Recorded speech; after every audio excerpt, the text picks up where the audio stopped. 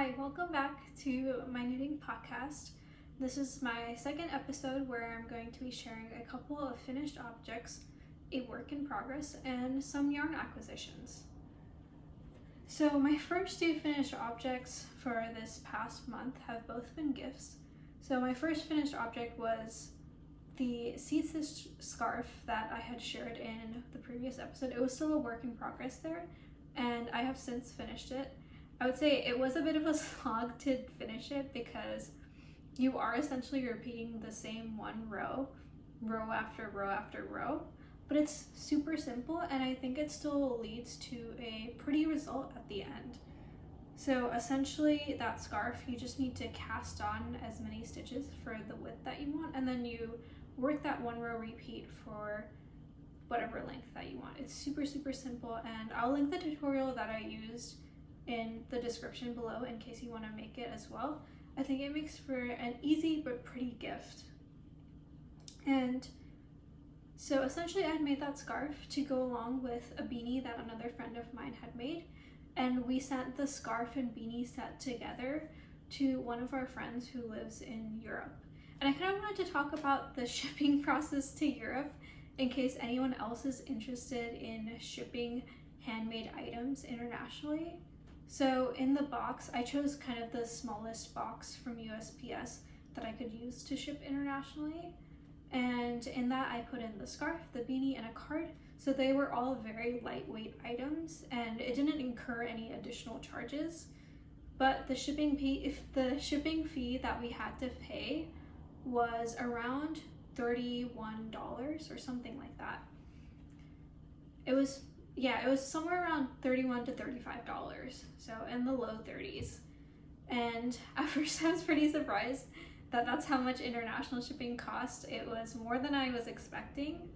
And at the post office, the lady who worked there had also told me that my friend would have to pay about $24 for customs in the Netherlands, which is where this package was being shipped to.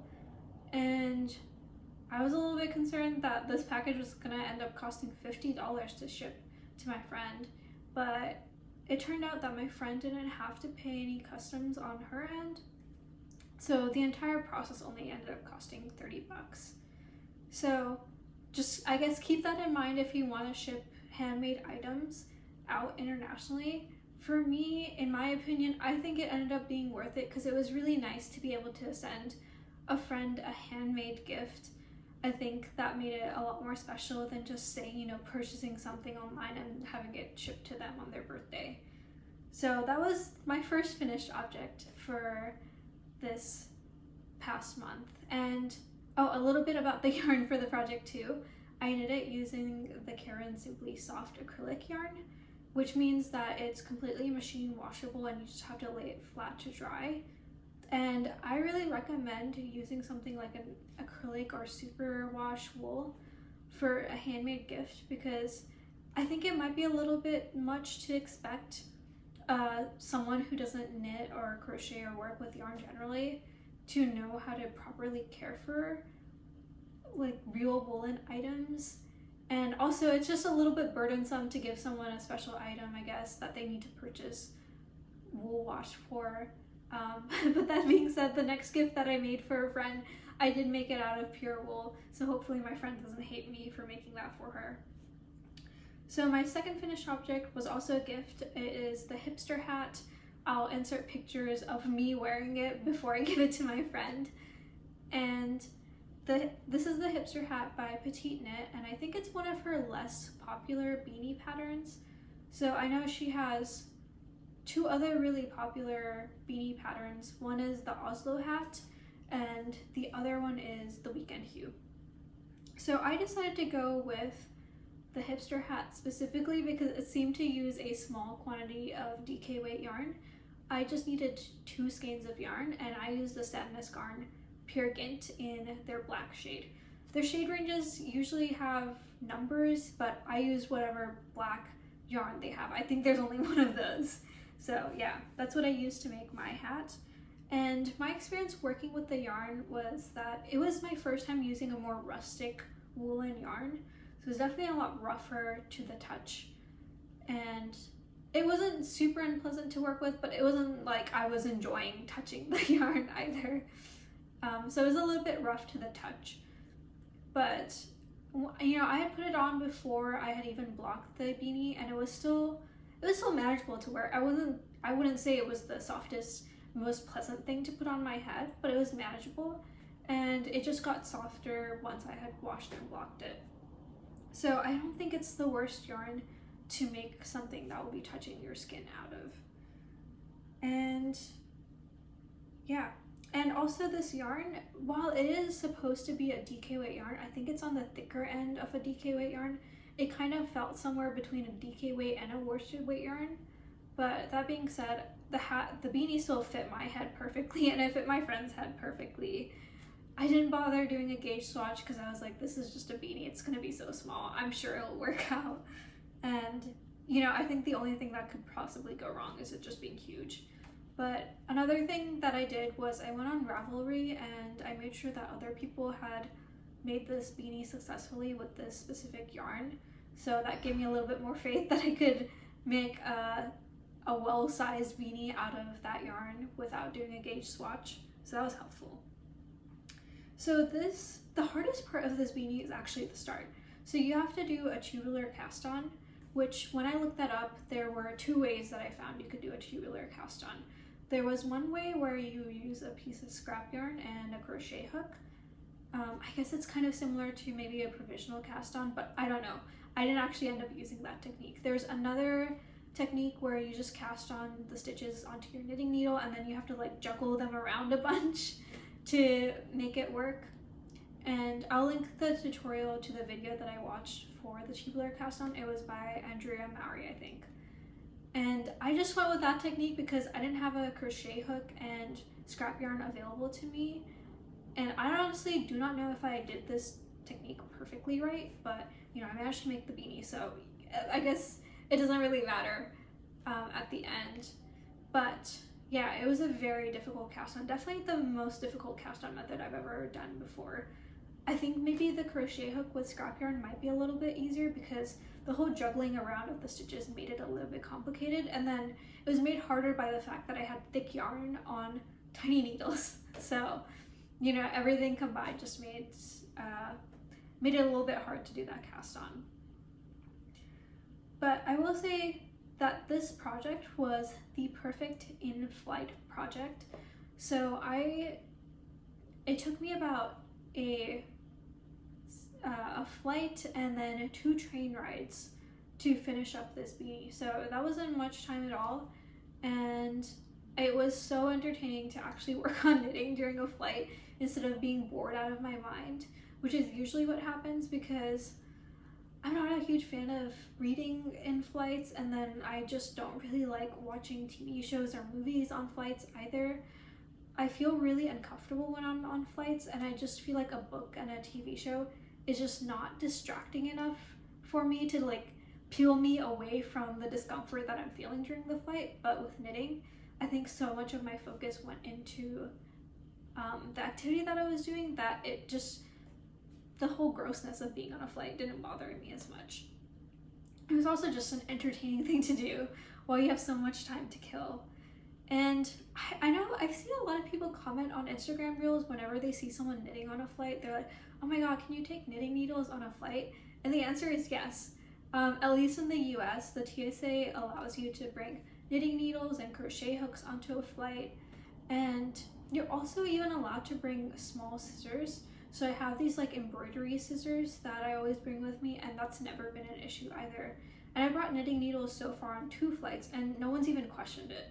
So if you ever want to knit on a flight, I'm just letting you know that it is the perfect thing to do and you are totally allowed to do it. And yeah, so that's kind of all I have to say about this pattern. I think the only thing I kind of got messy with was towards the end. I think there's a really pretty way that the decreases are done. So essentially the ribbing kind of just merges slowly into each other towards the top until it reaches just like a point. And you know, for the most part, I did everything correctly, but towards the very, very end, I think I was messing up some of the decreases. It was getting kind of hard to do decreases because it was like a thick yarn and tiny needles, like I said before. So it was just a little bit difficult to do the decreases properly, and then I messed up the stitches somewhere, but you know, because it was at the very end where all the ribbing was kind of close to each other anyways, and because this was like black yarn, you can't really see where I messed up. So I was like, you know what, whatever. I think this looks pretty good to me, and my friend was super happy to receive it. So I thought that was a successful gift. I'm not someone who normally makes wearables or knit or crochet garments as gifts, just because I'm a little bit hesitant about how the person will receive it. But I will say, so far I've made people beanies before, and they've always been pretty appreciative of it. So I've crocheted beanies as gifts before, and I have a friend who loves stuffed animals. I've made her an amigurumi crochet plushie before, and so I think it's just like, you need to know your audience when you're giving a gift. I think if you've never ever seen someone wear a beanie, or they don't seem like someone who would wear a beanie, then I guess it's not the right gift to give. But I feel like out of all the gifts, a beanie is one of the safer and easier and quicker and cheaper knitting gifts that you can give to someone. I think it is definitely a little bit strange that I gave it to her in the spring, but hopefully it'll be more useful for her in the fall. And then my third and final finished object for this video is the Camisole No. 5, which is what I am currently wearing. And this is the Camisole No. 5 by My Favorite Things Knitwear, and I knit this in Knitting for Olive Merino, and I did this in the shade Putty. So I actually have just 2 skeins of this yarn. Essentially what I had done was I had ordered yarn to make the Oslo hat. So it's kind of funny. The first time I made a yarn purchase from Knitting for Olive, I put in 1 skein of this yarn because I was like, you know what, I bet you can make a whole beanie with 1 skein of yarn, 1 skein of fingering weight yarn. And then I looked at the pattern and I was like, oh no, I need more yarn. And instead of actually looking at how much yarn I needed, I just assumed I need 1 more skein of yarn. So in my next shipping order from Knitting for Olive, I added on another skein of this yarn. And I was trying to make the Oslo hat by Petite Knit. And then I went back and I looked at the pattern again, and I was like, damn it, I needed another skein of yarn. I honestly have no idea what was going on behind that whole thought process of me purchasing yarn for the Oslo hat, but needless to say, I never ended up making the Oslo hat because I just didn't have enough yarn.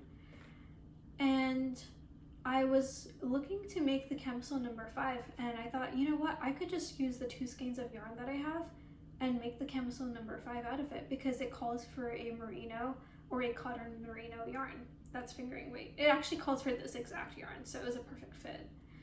And I like that it was, putty is kind of like this grayish white, so that makes it a really good neutral piece, in my opinion. And yeah, so let me just talk a little bit about how I managed to make this top with 2 skeins of yarn when it calls for 3. So essentially what I did is, you make these front pieces and then you make the back panels and then you join everything in the round. So with my first skein of yarn, I did all of that, and I essentially just used up that first skein of yarn for as much as the body that I could get out of it for. And then with my second skein of yarn, I went in and I did the first armhole edge, the second armhole edge, and then the neckline. And with whatever yarn I had left, I did the rest of the body. So basically the length that I got out of it was something that was kind of waist length. So it didn't end up being a crop top, but it wasn't super long. And I'll insert a picture of me wearing it standing up so you can just see the length of it. And I think it's a pretty good length because it is waist length. And I was pretty happy with how long I got, the length that I got out of just 2 skeins of yarn. And so I think it's a perfect project if you only have 2 skeins of fingering weight yarn laying around and you need something to make.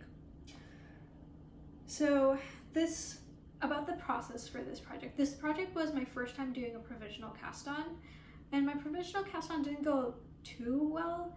I think my problem was that I was using a bit of a scratchy acrylic yarn to do my initial cast on. And essentially what that meant was that when I went in to like take out that scrap yarn, it was just kind of catching with this merino yarn that I was actually knitting with. So if you're doing a provisional cast on, I kind of recommend using a smoother yarn that wouldn't grip on to your actual yarn as much. And yeah,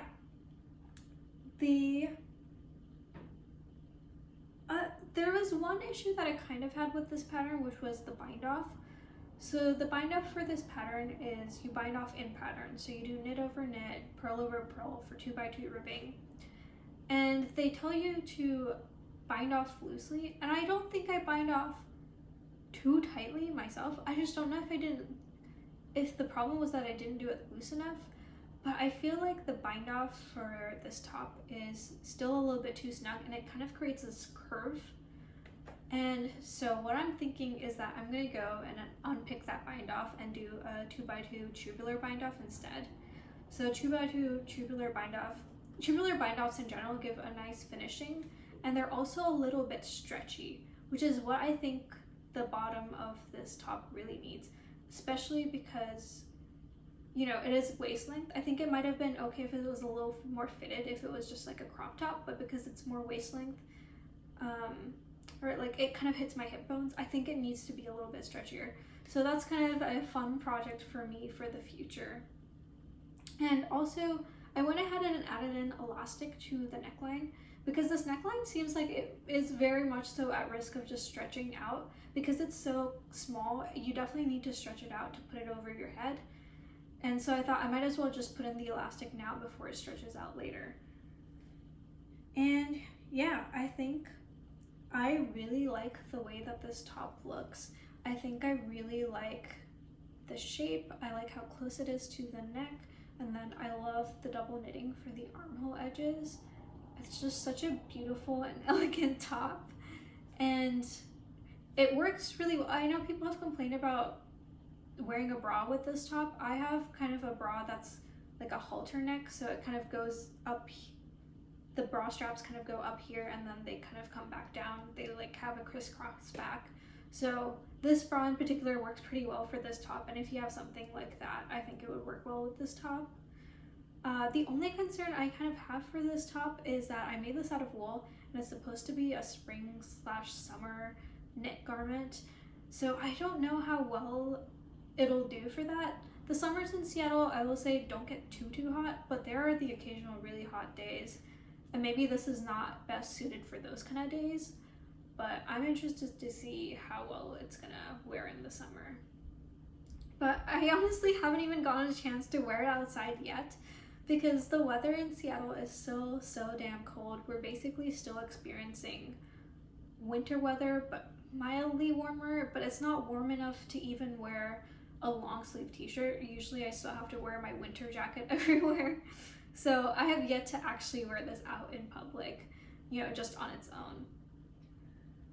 And I think that's all I have for this top. So next we're gonna move on to my current work in progress.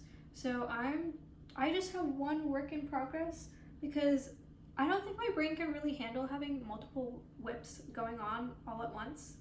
So I just have one, and it's another summer garment. This is the Cumulus top by Petite Knit. So let me just I'm just trying to wrangle this so that I can show you what it looks like so far. It doesn't look like much. It just looks like 4 triangles that are joined together. And that's essentially all it really is. So it's a very simple pattern. You just have to make these 4 triangles, and all you need to do to make them is make one right, make one left increases at the edge, and then you join them in the round, and then you work the body. And this is another summer garment that I'm making in hopes for the warmer weather, and I'm making it out of the Knitting for Olive pure silk. So let me talk a little bit about my experience working with silk. So as you can see, I'm using metal needles. So I don't know if that's why my experience with silk has been pretty easy and effortless, but I haven't had really many issues working with this yarn. I will say this yarn is a little bit splitty, but I haven't noticed it snagging anywhere at all, and I think that's because I'm using metal needles. So it just makes for a pretty nice experience. I would say maybe if you were using bamboo or wooden needles, it would be a little bit more inconvenient. And also, I wanted to talk about why I actually chose this pattern. There were a couple of reasons why. So I originally bought this yarn to make the Camisole No. 5. And essentially what I wanted to do was I wanted to make a silk camisole number 5 because I thought silk would make for a really nice and breathable material to wear in the summer.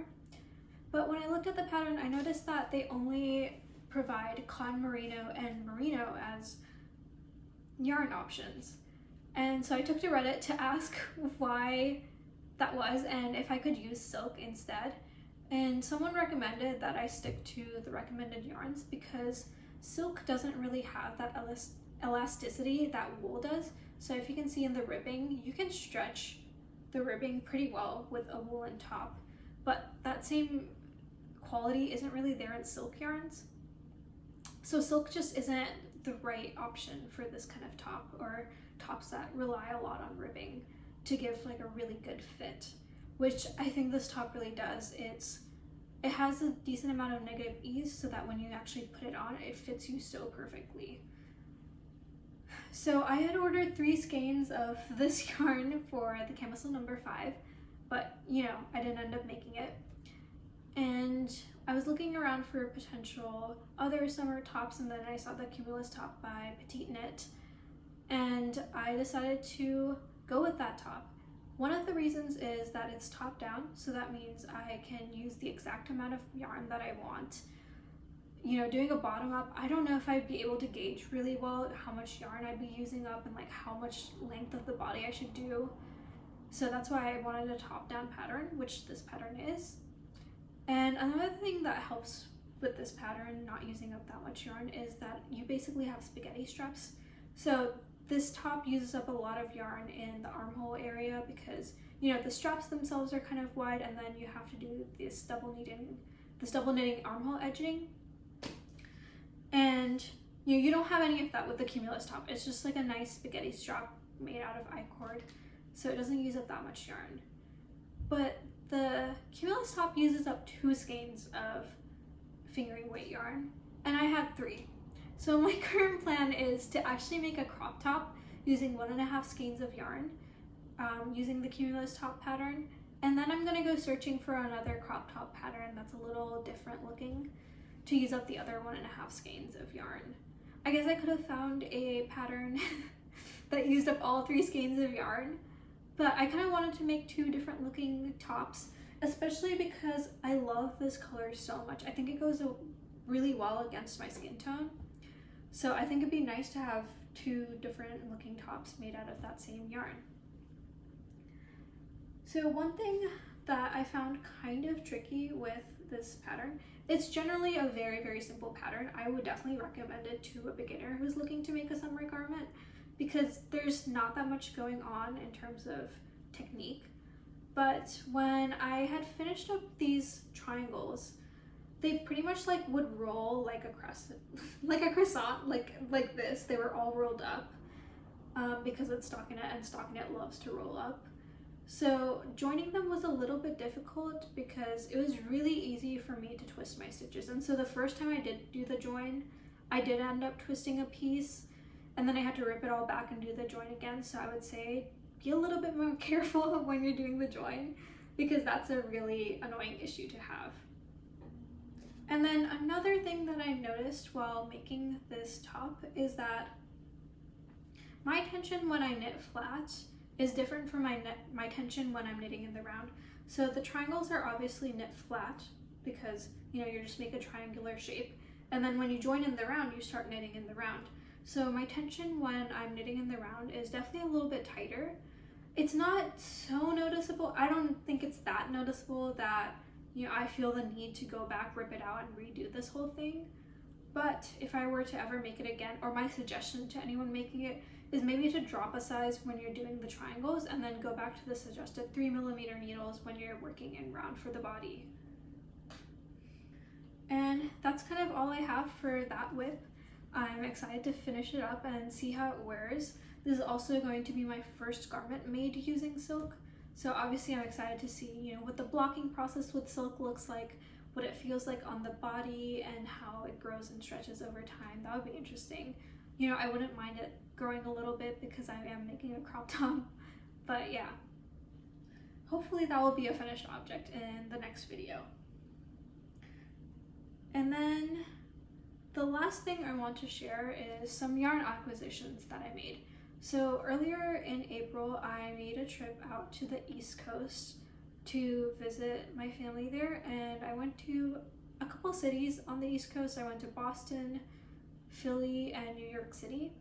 And an idea I had before this trip was I wanted to buy yarn from some of the different cities that I would be visiting, so that when I would make a garment, it would kind of remind me of that trip. I think it's kind of sweet to like have a garment that, you know, brings back memories every time you make it. So essentially I got yarn from Boston, and then I got yarn from a store near Philly. So this is the first skein of yarn that I got at Gather Here in Boston. It's a really beautiful store with a lot of fabric and yarn choices. I'm not into sewing yet, but if I were, I think that would have been an amazing shop to go to for fabric. And this yarn is a hand-dyed purple yarn, and it's definitely tonal because it's hand-dyed. And this is the Manos Uruguay Fino, and it's a mixture of extra fine merino and silk. So it's 70% merino wool and 30% silk. And you get 490 yards per 100 gram skein. So it's pretty much a fingering weight yarn. And then the second yarn I got is, I'm reading the tag, is the Juniper Moon Farm Findley. And this is also a mixture of merino wool and mulberry silk. So this yarn contains 50% wool, 50% silk, and you get about 798 yards for 100 grams. So this is essentially a lace weight yarn. And I'm combining these two yarns together to make the diaphanous raglan. I kind of started a very, very tiny gauge swatch. You can barely see it. All I wanted to do this for was to just see what these two colors looked like together, because at first I went into the second store without bringing my first skein of yarn. I just didn't want to have an awkward interaction where the store owner might like assume that I was just stealing a skein of yarn because I had brought something in. So I just took a picture on my phone and I kind of tried to match it when I was at the store. But when I got the second skein of yarn and I held it against this, I was like, you know what? I don't really know if these two purples go that well together. But after knitting them up, I've been finding that I actually really like this yarn combination together. I think it looks really pretty. And so I'm very excited to finish this up and see what it looks like. And also I decided to choose two yarns that were kind of the same composition. So like I said before, this first skein up here is 70% wool, 30% silk, and this one is 50-50 wool and silk. And I did that because I guess I just thought it would be better if the two yarns matched, so that when I blocked and washed, it would be affected kind of similarly. And then also you have to do kind of lacy sleeves for this pattern. So this pattern is super beautiful. It has kind of like a cropped body and then these billowy lacy sleeves, but it also has a cuff. So I thought that, you know, if I chose something like silk, I didn't know if it would have the proper elasticity to really come in at the cuff of the sleeve. So that's why I went with something that was a mixture of wool and silk. And yeah, I guess we'll see how this garment knits up. I'm not gonna lie, I don't know if this is the right time to be working on this garment because I wouldn't be wearing this anytime soon.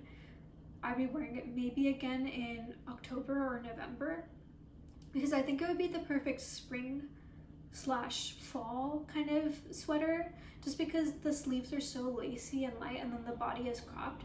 I think it wouldn't make you feel too overheated, and then the fact that I chose wool and silk blends would, I think, make it a lot lighter and easier to wear in slightly warmer weathers as well. So I'm looking forward to having this in the works for the fall. I don't know if I will be casting it on anytime soon, to be honest, but I just had to get these two yarns because I thought they were so pretty. And yeah, that's all I have to share for today's video.